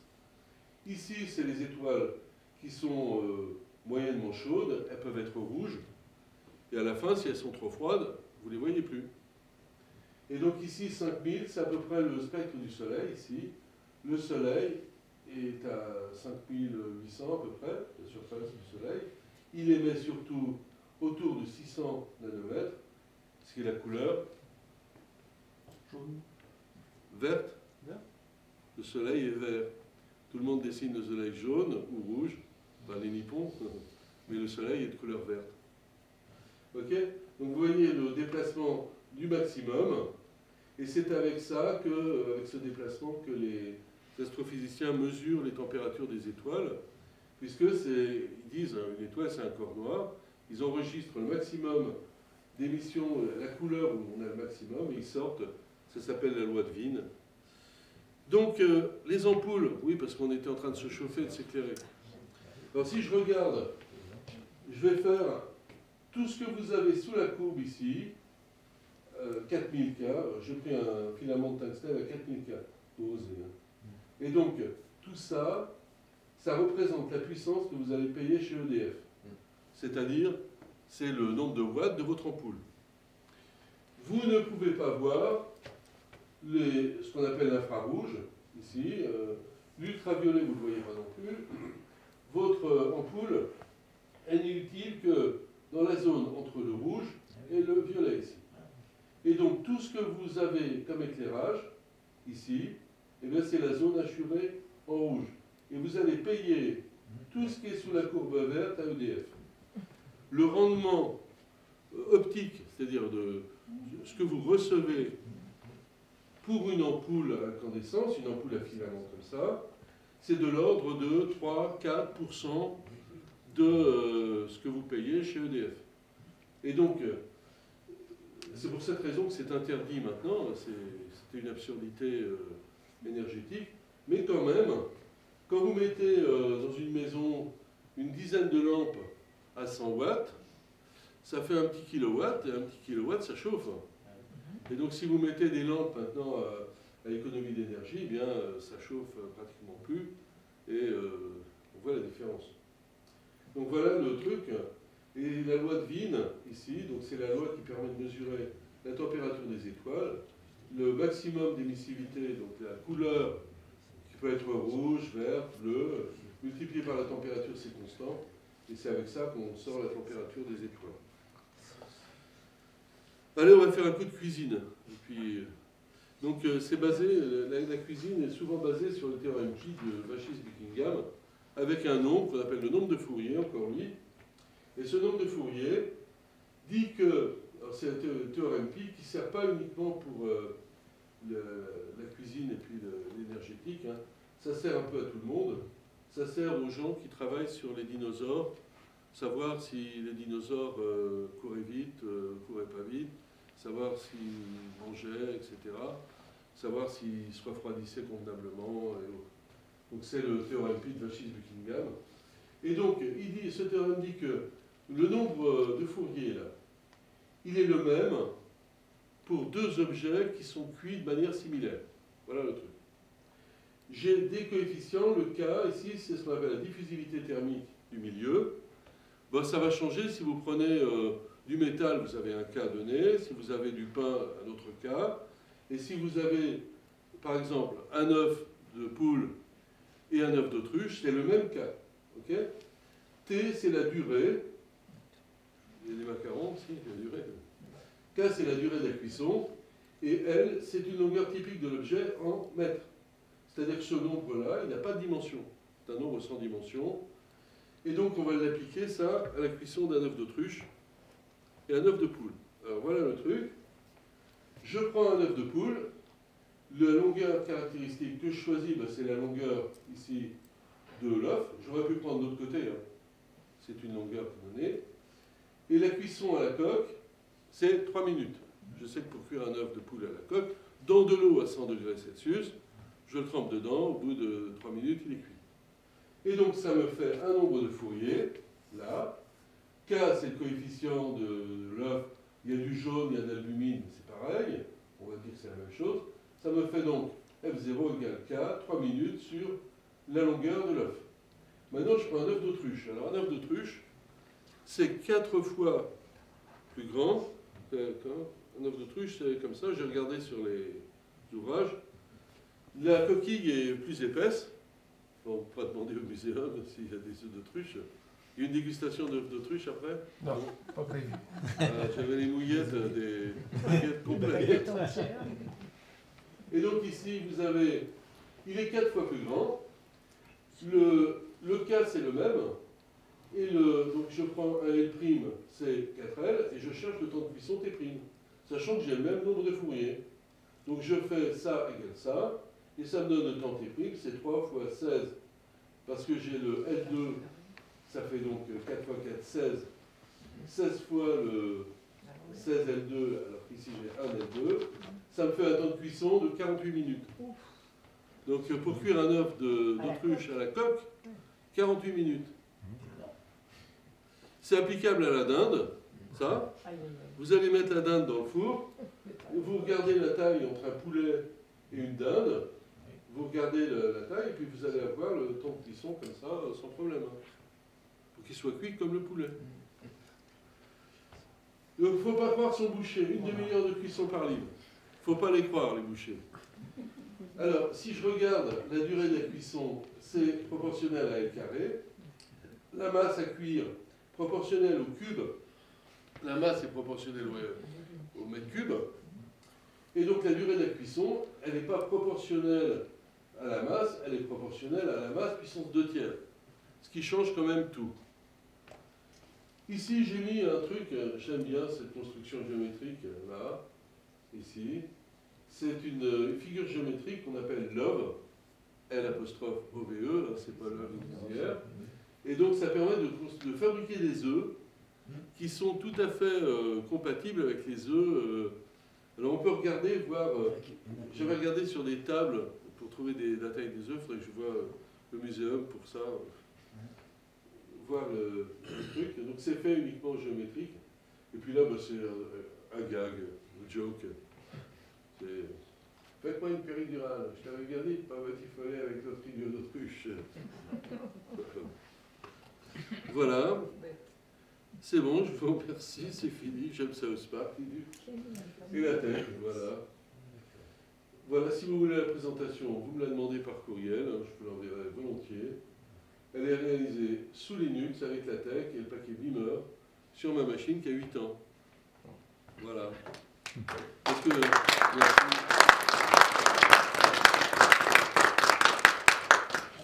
Énergétiquement, il faut faire attention à ce qu'on fait. Et fabriquer un ordinateur, ça pompe beaucoup d'énergie, ça pompe des matières premières. Et donc, vu ce que l'on fait avec les machines, cette machine a 8 ans, elle fonctionne parfaitement, elle ne fonctionne pas sous Windows, elle fonctionne sous Linux, avec et un adepte là-bas. C'est pour me faire plaisir que tu dis tout ça. Non, non, tu vois, je ne savais pas que tu viendrais. D'un point de vue énergétique, il y a des études hein, sur les systèmes d'exploitation qui sont proposés, notamment sur savoir, quand ils sont en veille, pas en veille, savoir si ça pompe beaucoup d'énergie ou pas. Si vous prenez un ordinateur en veille, il pompe combien 20% de son énergie de travail. Donc il faut se méfier. Hein. L'énergie se cache un peu partout. Donc voilà, si vous avez des questions, des choses... Est-ce que j'ai mis des références biblio? Oui, j'ai des références biblio. Ici, si vous voulez vous amuser. C'est en anglais, par contre. En italien? Non, non, c'est Enrico Fermi. C'est un livre de Segre qui a connu Fermi. Voilà. Oui, les deux derniers, là. Celui-ci. Celui-ci. Wow. Il n'y a plus d'énergie dans mes piles. Ma grand-mère, elle mettait les piles comme ça dans le four de la cuisinière. Et elle repartait pendant un petit temps. Oui, oui. En fait, ça vient des réactions chimiques, c'est des gaz parfaits qu'il y a dedans, et ça modifie ça bouge plus. Et puis pendant 10 minutes, ça repartait, mais après, ça marchait qu'une fois. Hein. Vous avez connu ça quand même? Non. Les piles dans la... Non? Dans le frigo. Ah, dans le frigo, il ne faut pas les mettre dans le frigo. Hein. Oui. Le frigo, ça ralentit les réactions chimiques. Mais dans le four... Oui, bah, les piles, c'est comme des humains, il faut les reposer un peu. Ouais. On les repose et puis on les reprend. Moi, mes piles, elles font 15 jours. Ah bon? Mes piles, elles font 15 Ah oui, oui, oui, d'accord. Parce que ça aussi, c'est un problème. Oui, ben... Je vous invite à découvrir les bouquins de Weinstein, là, c'est des trucs qui sont faits, ça s'appelle les problèmes de Fermi, mes problèmes de Fermi. Ça consiste à se poser des questions et voir si on vous a raconté des bêtises ou pas. Notamment, il y avait, au début, non, c'était pendant le confinement, il avait été dit qu'il n'y avait pas de masque en France. Et je ne sais pas si vous vous souvenez, il avait été annoncé une liaison aérienne entre la Chine et la France, avec le plus gros porteur du monde. C'était un Antonov qui a d'ailleurs été bousillé par les Russes en Ukraine. Et donc, c'est vraiment le plus gros porteur. Il pouvait porter, je ne sais pas combien de... Et donc, j'ai fait le calcul du nombre de masques qu'il fallait.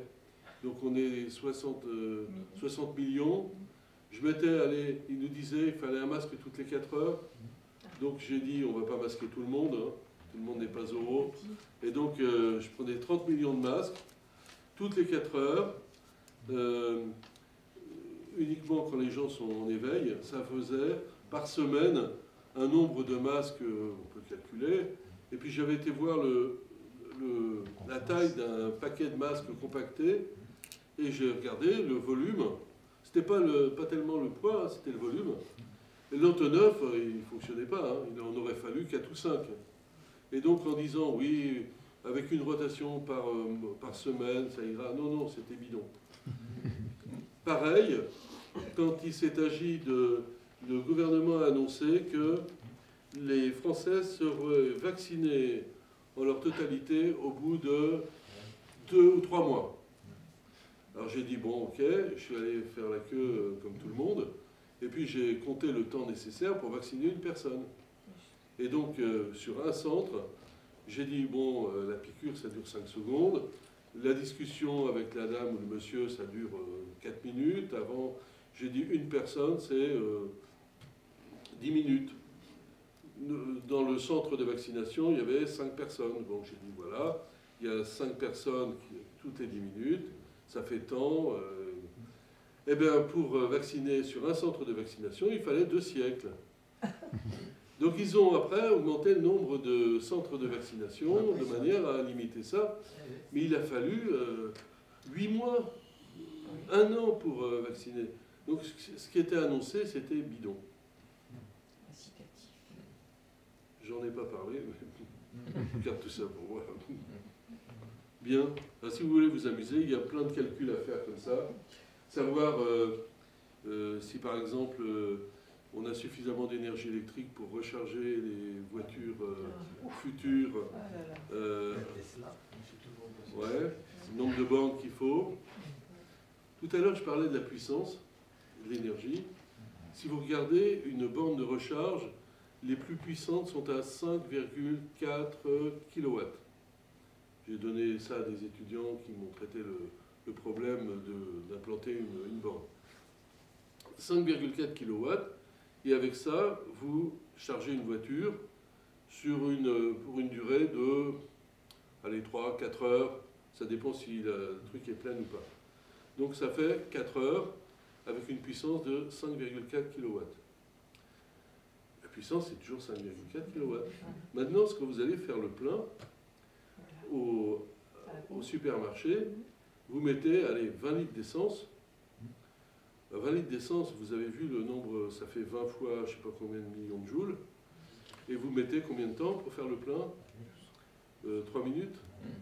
Donc ça donne une puissance, quand vous mettez la puissance dans votre bagnole, la pompe avec la durée, ça donne une puissance de remplissage qui n'est pas de 5,3 kW. On est autour du mégawatt, là. Et ça, c'est bien. La voiture, c'est quand même un outil de liberté assez extraordinaire. Mais, si. J'ai des copains en Corée du Nord.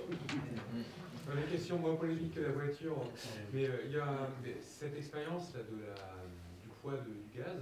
Oui. À titre personnel, je suis obligé de la faire quand je veux rendre les cartouches de gaz pour les échanger, alors d'une marque que je ne citerai pas, hein, mais qui permet d'éviter de porter des packs d'eau sur plusieurs étages et d'avoir de l'eau gazeuse. Et c'est le seul moyen de savoir si effectivement elle est revenue à l'équilibre de la pression ambiante ou pas, c'est de la mettre sur la balance. Ça se joue à quelques dizaines de grammes, mais je sais plus, ça doit être quelques dizaines de bars à l'intérieur. C'est peut-être pas si énorme. Et dans ce cas-là, on a bien le poids de l'air condensé et qui est vif à l'intérieur. Et par contre, je suis surpris que ce soit pas soit un rapport de carré sur la dimension et pas un rapport cubique par rapport au fait qu'on est sur un volume. Un contenant. Pardon, pour l'œuf. L'œuf ou la dinde. Non, c'est logique. Bah, j'en testerai, mais avec des œufs Non, non, non, non, non. C'est logique. D'oie et de... C'est logique. Non, c'est un phénomène de diffusion. Ouais. Donc c'est la surface qui est en jeu. C'est la surface qui est en jeu, ça va diffuser à l'intérieur. Plus la surface est... Donc ça varie en L2. Oui, oui, oui c'est... Oui, bon, ça... Enfin, mais intuitivement... La mauvaise intuition fait penser plutôt au volume. Et donc, je comprends pourquoi les rôtis sont régulièrement grillés. Mais si on regarde, il y a un facteur, si on prend un œuf de poule et un œuf d'autruche, l'œuf d'autruche, il a une masse, donc un poids, qui est 4 à la puissance, alors 4 L3, donc ça, 4 x 4, 16, 4 x 16, 64. L'œuf d'autruche, dans un œuf d'autruche, il y a 64 œufs de poule. Oui, oui, oui. La quantité, proportionnellement, elle est énorme. C'est pour ça que... Oui, oui, il y a 64 œufs de poule dedans. Oui, mais si des étudiants doivent faire l'expérience, mieux leur conseiller des œufs de poule et de caille. De caille. Ou de caille. Mais c'est plus raisonnable, parce qu'un œuf d'autruche, il faut être nombreux pour le manger. Avec des mouillettes suivies adaptées, c'est bon. Mais c'est dur à casser, hein, un œuf d'autruche. Il faut un bon marteau. Oui. Non, non, mais avec les transferts thermiques, là, il y a énormément de choses à faire. Quand vous chauffez votre maison, ne jamais oublier que vous chauffez les murs. Oui. Chauffer l'air qui est dans la maison, c'est rien. Ça se chauffe tout seul. Par contre, il faut chauffer les murs. Et chauffer les murs, ça nécessite beaucoup plus d'énergie que de chauffer. Après, il y a ce qu'on appelle l'inertie thermique qui vient de la masse à chauffer. C'est-à-dire que pendant la période de canicule, c'était quand la première vague de canicule qui a fait des morts. En 2003 Oui, oui. Le bâtiment le plus frais de Bourges, c'était la cathédrale. Hein. La cathédrale, elle est très grande, donc c'est une très très grande surface, avec des murs très épais, et la canicule n'est pas rentrée, dedans. Le temps que ça diffuse à l'intérieur, ça restait frais. Et donc, c'est pour ça que les petites maisons se refroidissent plus vite que les grandes. Mais elles chauffent plus vite aussi. Enfin, donc voilà. D'autres questions, d'autres trucs Oui. Je vais poser une question, bon, un petit peu en marge de ce que vous avez dit, à propos des pompes à chaleur, qui sont un procédé de chauffage des maisons dont le gouvernement fait la promotion, mais maintenant il n'y a plus d'aide pour les pompes à chaleur RR. Mais Il n'y en a plus que pour les RO. Or, je pense qu'une pompe à chaleur RO est moins efficace qu'une pompe à chaleur RR. Oui, mais bon, c'est un cycle thermodynamique qui va fonctionner avec de l'électricité et avec un rendement qui est Carnot, hein, pareil. Et donc, pour aller balancer 1 kW thermique dans une maison, il va falloir dépenser combien 1 kg 1000, il va falloir dépenser 300 ou 400 watts électriques. Oui, 300-400 watts électriques, c'est pas rien. Il faut les payer à la fin du mois. EDF, il est gentil, c'est lui qui faisait la promotion des pompes à chaleur dans les années 80-90, mais là je ne sais pas si les centrales nucléaires peuvent le faire. Hein. Peut-être pour compléter la question, parce que Centre Sciences, on a un bâtiment géothermique équipé d'une pompe à chaleur. Et en plus, on est en pleine expérimentation parce que là, la PAC, elle est en panne. Le cycle thermodynamique qui est montré, le moment très important, c'est celui de l'évaporation. C'est celui où on va pouvoir absorber des calories de l'extérieur avec l'évaporateur. Et en fait, sur de l'eau où on va avoir une bonne inertie, c'est le cas par exemple avec une géothermie, c'est 40 mètres de profondeur sur une nappe, elle est très stable, elle reste à 13 degrés. Alors que si on était passé en aérothermie, ce qui était étudié au départ, en fait, on a des variations de la température de l'air qui sont très très importantes. Et il est du coup, pour l'évaporateur, qui est un fluide toujours à peu près en condition, plus difficile d'extraire des calories si l'air est à moins 10, moins 15, que si l'air est à 7-8 degrés. Ce qui fait que la pompe à chaleur en aérothermie, en prenant dans l'air et en chauffant de l'eau, puisque c'est des systèmes de radiateurs ou planchers chauffants, aurait eu une efficacité, si elle prenait dans l'air, qui aurait été fortement influencée par des variations de température. Alors qu'à l'inverse, on a même été un petit peu plus profond, pour ne pas prendre de l'eau des nappes de surface, mais des nappes à 40 mètres, l'eau étant parfaitement stable toute l'année, quand on a des étudiants ingénieurs qui travaillent dessus, finalement ça améliore le rendement. Et c'est plutôt sur cet aspect-là, la fragilité finalement d'un système qui prélève une ressource qui varie, que les systèmes aérothermiques ont été critiqués. Oui, non, mais là, c'est autre chose. Là, vous parlez des pompes à chaleur qui prennent la chaleur dans la nappe phréatique. Donc c'est une pompe à chaleur eau. Oui, et le Là, rendement est très élevé. les pompes et qui coûtent plus cher, disons, en installation, parce qu'il faut faire un forage. Là, le problème, c'est entre la pompe à chaleur qui prend les calories dans l'air froid et les renvoie dans la maison, soit sous forme d'air tiède, à peu près 25 degrés, soit dans un système à eau chaude avec des radiateurs à eau chaude conventionnels, où là, je pense que la température du radiateur, de l'eau, doit être un peu supérieure, puisqu'on travaille par la convection est moins forte qu'avec un chauffage à air. Mais si votre remarque, c'est de dire que les deux devraient être blâmés et non remboursés, vous avez certainement raison, mais je crois qu'en France, on est très très peu, parce qu'on a longtemps, je le sais par un parcours d'architecte avant, on a longtemps remboursé la couverture de survie comme système d'isolation en toiture. Et quand on regarde précisément, on n'a qu'un seul type de transfert d'énergie qui est réfléchi, c'est le radiatif, parce que en termes de conduction, par exemple, vous prenez une couverture de survie, vous la posez sur vous et vous sentez votre chaleur. En termes de conduction, ça n'a aucun rapport. Et ça a dû quand même être soutenu par l'État et les différents produits pendant très très longtemps en remboursement, avant que l'ADEME dise bon, si on regarde un peu au niveau de la physique, il n'y a aucun intérêt à avoir juste un petit film, il faut emmagasiner de l'air, le stocker, l'immobiliser, et c'est là où on améliore, et notamment les toits, parce que la chaleur part par le haut. Mais je vous déconseille de venir visiter le siège de Santos en ce moment, on est obligé d'utiliser des ventilateurs pour compenser une température à 12-14 degrés pendant le temps d'attente. Donc tout le système a ses failles.